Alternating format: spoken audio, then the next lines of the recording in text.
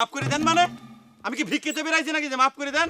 চঞ্চল চৌধুরীর সঙ্গে বেশ সখ্য টালিউড অভিনেত্রী স্বস্তিকা মুখার্জির। বাংলাদেশি এই অভিনেতার কোনো সিরিজ বা সিনেমা মুক্তি পেলে প্রথম শোতেই সেটা দেখা চাই স্বস্তিকার। প্রয়োজনে রাত জেগে চঞ্চল চৌধুরীর সিরিজ উপভোগ করেন অভিনেত্রী।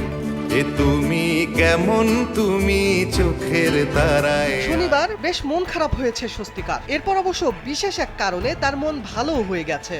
মন ভালো হওয়ার কারণ ছিলেন চঞ্চল চৌধুরী।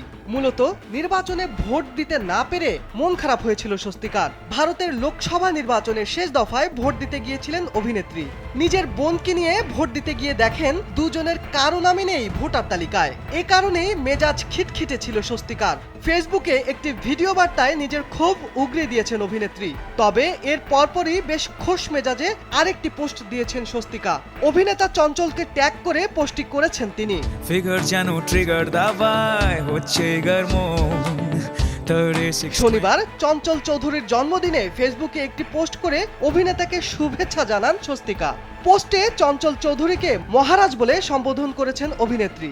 সেখানেই জানিয়েছেন এই অভিনেতার সব কাজই দেখেন তিনি। নিজের পোস্টে বাংলাদেশি এই অভিনেতার ভূয়সী প্রশংসা করে জন্মদিনের শুভেচ্ছা জানিয়েছেন স্বস্তিকা। দুই বাংলায় এখন সমান জনপ্রিয় চঞ্চল চৌধুরী। সাধারণ দর্শকের পাশাপাশি দুদেশের তারকাদের ভালোবাসাও লুফে নিয়েছেন এই অভিনেতা। তাই তো মন খারাপের কথা ভুলে গিয়ে অভিনেতার জন্মদিনের খুশিটুকু নিজের ভাগে নিয়ে নিয়েছেন স্বস্তিকা।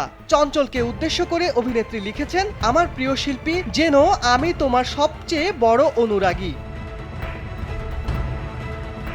শিবলি আহমেদ, কালবেলা।